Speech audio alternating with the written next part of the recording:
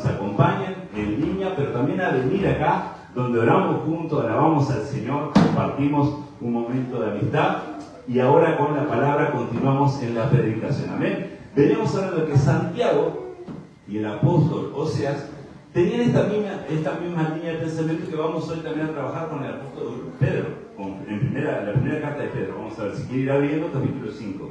¿Cuál es la línea? La confrontación del pecado del corazón. ¿Se acuerdan que Santiago, volvemos a decir, había dicho que las luchas venían del corazón? Y Oseas también demostraba un pueblo que estaba apartado del Señor, un pueblo que muchas veces quería reclamar la bendición, pero sin estar alineado con el Señor, o sea, estar en rebeldía. Y el Señor una y otra vez permitía ver las consecuencias de estar apartado, pero también su misericordia sobrepasaba, donde abundó el pecado, dice, sobreabundó la gracia. El Señor siempre tiene misericordia para rescatarlos y enseñarlos con amor.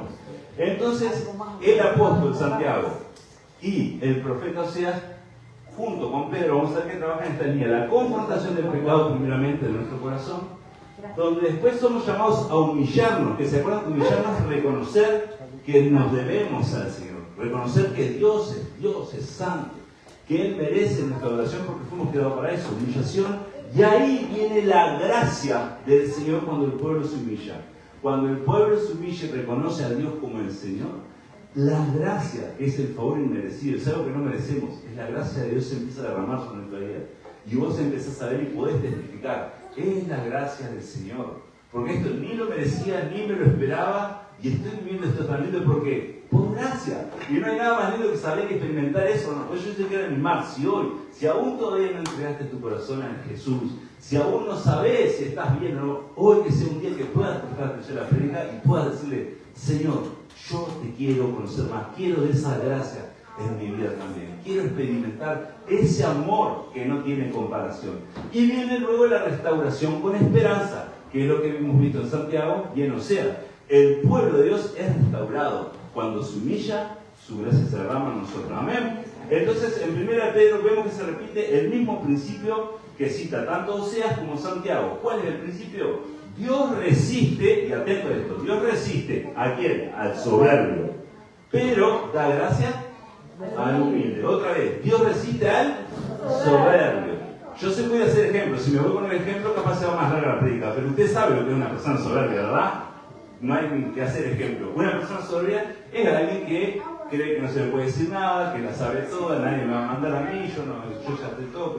Es una persona o que tiene algún logro y se para en esos logros y no le da la gloria a Dios de esos logros de su vida, ya sean familiares, económicos, cualquiera, que le quita la gloria al Señor, que cree que es Él. Eso es soberbio. Pero ¿qué dice el Señor? También que da gracia a los humildes, a los que reconocen que lo que uno tiene, que lo que uno alcanza, es por la gracia del Señor. Este capítulo que vamos a ver también, en Pedro 5, habla del sufrimiento permitido por Dios. Otra vez, del sufrimiento permitido por Dios. Muchas veces hay una permisión que nos va a llevar a ¿qué? A la dependencia de Él. Es por amor. El Señor va a permitir muchas veces cuando ve que uno o el pueblo se está alejando, el Señor va a poner una alarma para que uno se dé cuenta que voy errado, me despisté. Señor, por favor, ayúdame. Porque si no, no hay forma. Si uno no pone, ¿verdad?, una alerta. Es como que siempre hablamos a los niños. Qué lindo ver tantos niños acá. Cuando los niños van educándose, no con amor, ¿verdad? Pero cuando vemos que tienen una pista de rebeldía, una disciplina a tiempo es correcta y necesaria. El Señor es lo mismo con nosotros, su pueblo. Nos va disciplinando. Entonces, no nos quejemos cuando las disciplinas venga el Señor. Adoremos al Señor, alabemos al Señor y digamos al Señor, gracias, porque tú me estás amando y me estás enseñando a salir adelante cada vez más maduro. Amén. También este apóstol Pedro, este pasaje, del apóstol Pedro termina con esperanza. ¿Por qué? Porque vemos que hay misericordia de Dios y fortalecimiento divino. Ahora lo vamos a leer. Él da mayor gracia. A ver si está el título, Sofía, perdón. Él, si está en la otra placa, ¿no está? Estábamos hablando de esto, que vemos un mismo tenor entre Oseas y Santiago, que vemos que la falla, por ejemplo, ¿se acuerdan también que hablamos de Caín? ¿Se acuerdan de la historia de Caín, que mató a Abel, los hijos de Adán y Eva? Porque Caín, ¿qué pasa? Tuvo envidia. no recibió bien, que Dios hubiera visto mejor la ofrenda de Abel, y Dios le advirtió antes, le dice, si no haces las cosas bien, no te iría bien, no andarías mejor, pero Abel siguió escuchando ese corazón que se había llenado de envidia y termina cometiendo el homicidio. Nosotros vimos que muchas veces a nosotros nos ha pasado en la vida cosas similares, que en vez de escuchar esa voz de Dios que llega a tiempo diciéndote, no es por ahí, para un poquito, puede ser por un pastor, una hermana, una prédica, un video, pero de muchas formas Dios llega a nuestra vida y nosotros cabezones, igual sigo con esto. Y después decimos, Señor, ¿por qué? Y te pones a pensar, ya sé, no te escuché a tiempo, o te escuché y no te hice caso, ¿verdad? Caín fue uno de esos. También vimos que el pueblo de Israel, en todo Éxodo y Números, vemos que el pueblo venía, adoraba a Dios, estaba todo bien con Dios, pero se apartaba de la idolatría, se apartaba de la inmoralidad, y Dios permitía, ¿para qué? Para que se den cuenta que ese no era el camino. Sufrían, morían, volvían a clamar, Señor, perdón, volvemos a ti. La misericordia de Dios volvía, porque nuestro Dios es amoroso. Pero nuestro Dios no quiere, no es el anhelo que nosotros estemos entre San Juan y Mendoza con una bien en la iglesia, otro pie en el mundo. No, el Señor quiere que nosotros vayamos madurando y nos vayamos determinando a estar siempre en sus caminos. ¿Están conmigo, amén? Y también lo vimos en el rey Nabucodonosor, en Daniel, el libro de Daniel, capítulo 4, donde el rey se le revela un sueño que había tenido que no entendía. Daniel se lo revela y le dice, Señor, vos vas a ser cortado de tu reino. Y Daniel le da un consejo, le dice, yo le aconsejo que se arrepienta y haga el bien y tenga justicia. Quizás así el Señor aún no cumpla con este sueño. Lo estoy parafraseando. Nabucodonosor no le dio por. Él siguió, dice que al cabo de un tiempo, se paró mirando todo su reino y dijo, qué hermoso el reino que he construido para mi gloria. Cuando no estaban terminando de decir eso, que se cumplió, que fue apartado, tuvo 7 años vagando como una bestia salvaje en el campo, el rocío lo cubría, se alimentaba de pastos, hasta que después de los 7 años que estaba profetizando el sueño, que era el tiempo, él iba a mirar al cielo y iba a decir, yo sé que tú eres Dios. Y cuando él reconoció, se le restituyó. Qué lindo eso, porque es un Dios, el nuestro, de restitución, de restauración. Pero el Señor quiere con todo esto enseñarnos que tenemos que prestar atención a su voz, si realmente queremos tener una vida que le agrade y una vida que nosotros sepamos que Él está obrando en nuestra vida. ¿Amén? Porque podemos tener distintos tipos de vida, pero el Señor quiere que tengas una vida en Él, con Él y para Él. ¿Y cuál es la otra vida, Seba? Una vida sin Él, que Él no está y que Él te mira de lejos. O sea, no está dentro porque vos no lo invitaste. ¿Estás conmigo? El secreto es invitar al Señor con fe. Decir, Señor, yo quiero y me arrepiento, quiero y te necesito. Entonces hoy estamos aprendiendo de vuelta, estamos cerrando la enseñanza, como quien dice, que Él da mayor gracia a ¿quién? A los que se humillan y son restaurados por ese amor, esa gracia de Él, por nosotros reconocerlo a Él en nuestra vida. Amén. Vamos a la primera placa, Sofía. La humildad el punto de partida. Capaz que está un poquito de chico de letra, pero dice ahí, la humildad, el punto de partida. Pero antes de leer este primer versículo, vamos a leerlo todo. Primera de Pedro, capítulo 5, versículo del 5 al 10. Primera de Pedro, capítulo 5, del 5 al 10. Yo lo voy a leer desde el 1, un poquito más. Me gusta leer y me gusta aprovechar para que ustedes lean también. Dios quiere que todos nos guste leer y más de la palabra. A los líderes de la iglesia, Pedro, y la apóstol Pedro le escribe, a los líderes de la iglesia que están entre ustedes, yo, que soy líder como ellos, testigo de los sufrimientos de Cristo y partícipe con ellos de la gloria que se ha de revelar, les ruego esto. Aquí le estaba hablando a los líderes de la iglesia primeramente. Le dice, pastoreen el rebaño de Dios que está a su cargo, no por obligación, ni por ambición de dinero, sino con deseo de servir, gloria a Dios, como Dios quiere, con deseo de servir, como Dios quiere.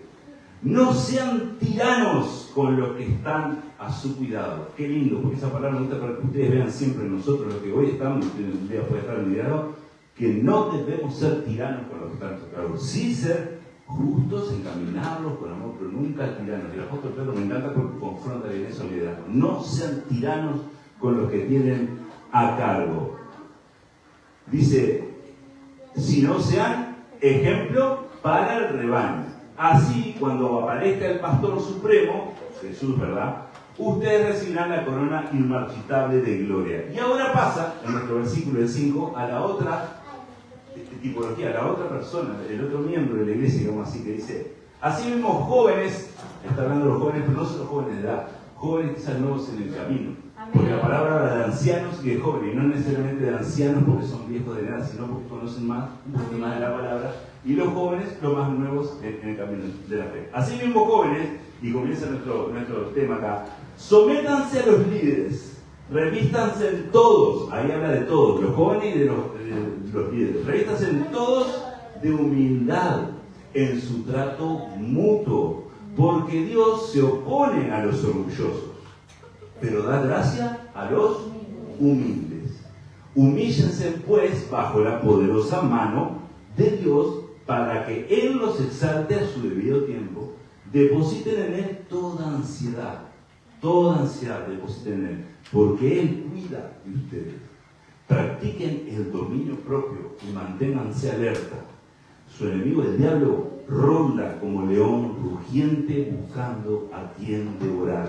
Resístanlo, manteniéndose firmes en la fe, sabiendo que los creyentes en todo el mundo soportan la misma clase de sufrimiento.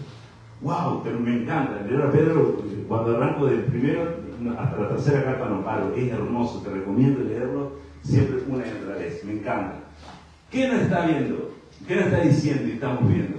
Nos llama primeramente acá vamos a ir a nuestros apuntes, de la misma manera, ustedes los jóvenes, sométanse a los ancianos, todos, después dice todos, revístanse de humildad. Importante saber, ¿por qué humildad? Mira, el profeta, ¿te acuerdan del profeta Oseas? Habíamos hablado, ¿qué decía? Vengan, volvamos al Señor. Santiago, que también el profeta era Oseas, Santiago, ¿qué decía?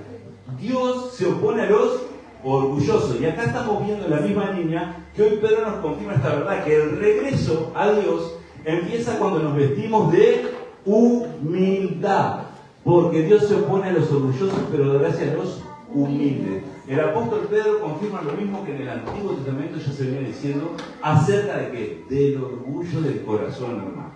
Y a veces ese orgullo, ¿verdad?, se disfraza de chabacanería, de que no, que todo lo entiende. Pero cuidado, hermano, porque uno, si no entiende que necesita cada día exponer su corazón al Señor, puede cauterizar su mente y creerse que uno es autosuficiente. Hoy tuve una conversación ahí, como que sentía que ya lo sabía todo y que no había mucho más que enseñarme, y yo me decía con mi esposa, decía, wow, que nunca nos pase eso.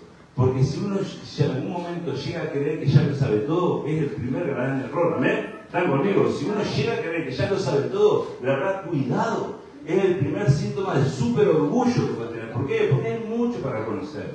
Y hay que tener esa humildad de decir, sí, yo quiero, hay para conocer. Que el Señor nos ayude a ser humildes, porque es el primer punto, como decía ahí, la humildad, es el primer punto de partida para la restauración. En la segunda placa podemos ver, en la segunda placa, que humillarnos bajo su mano es necesario. ¿Qué dice Pedro? Humíllense pues bajo la poderosa mano de Dios para que Él los exalte en su debido tiempo. Hay un tiempo para todo, ¿verdad? Se para en Eclesiastés, ahí todo tiene un tiempo. El otro día escuché a alguien decir algo errado. Era creyente, pero lo dijo errado. Dice, no, porque a veces Dios llega tarde, pero llega. Y nosotros estamos pensando, Dios nunca llega tarde. Dios llega en el tiempo que a nosotros nos parezca tarde otra cosa. Pero Dios es perfecto. En el tiempo que Él va a llegar, siempre va a llegar en el tiempo correcto para Él. Él lo conoce todo. Entonces, ¿qué pasa? Uno tiene que alinearse a lo que Él quiere para uno entender la voluntad de Dios. Y al humillarme, al buscar de Él su voluntad, nosotros vamos a ser alineados con Él y vamos a comprender su mano poderosa, que es la que tiene que dirigir nuestras vidas. ¿Amén? Pero es una decisión importante personal. Acá el Señor no va a hacer nunca nada prepo con ningún corazón. Va a ser con los corazones que están escuchando, que están viendo. Y dice Juan, esto me viene al corazón, ¿qué dice Juan? Aquellos que le recibieron y han creído, el Señor le dio el derecho de ser hijos de Dios. O sea que no todos son hijos de Dios. Los hijos de Dios son aquellos que escuchan la palabra, le reciben y creen. Esos son hechos hijos de Dios. ¿Amén? ¿Saben por qué es importante enseñar y estudiar? Porque muchas veces nos dicen, pero todos somos hijos de Dios. La Pelota Roja. ¿Se acuerdan del programa de ese Total? La Cruz Roja. Bueno, vieron todo lo ven, de Total, que había. Bueno, eso. Alerta roja, un error. No todos somos hijos de Dios. Son hijos de Dios aquellos que le recibieron y creyeron. Es más, que confiesan sus pecados con su boca y con el corazón creen y con su boca confiesan para salvación, dice la palabra.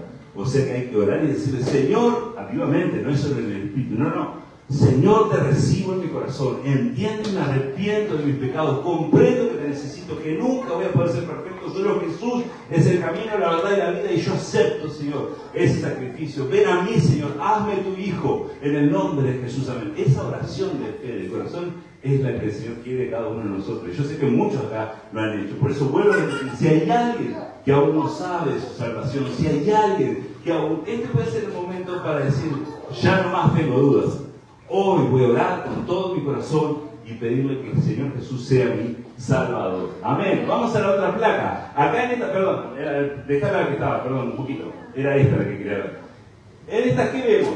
Que hay un camino práctico que Pedro muestra. ¿Cuál es? Humillarse bajo la mano de Dios. ¿Qué es eso? Rendir nuestro orgullo para que Él nos levante. Y eso es algo que día a día tenemos que hacer, ¿verdad? Porque muchas veces nos cuesta. ¿Cuánto les cuesta? A todos les cuesta. Pero con la ayuda del Señor cada vez es menos la labor. Cuando uno ora, cuando uno reconoce y uno pide, cada vez va siendo más humilde y reconociendo que es el Señor y que es bueno alinearse con el Señor. Ahora sí vamos a la siguiente placa, hija. Entregarle el peso del alma, nos aconseja el apóstol Pedro. ¿Qué dice? Depositen en Él toda ansiedad, porque Él, ¿qué? Cuida de ustedes, porque Él cuida de ustedes. El Señor quiere cuidar de nosotros, pero tenemos que hacer lo que venimos haciendo, ¿verdad? La línea de qué? De humillarnos delante de Él para decir, Señor, aquí estoy, cuídame.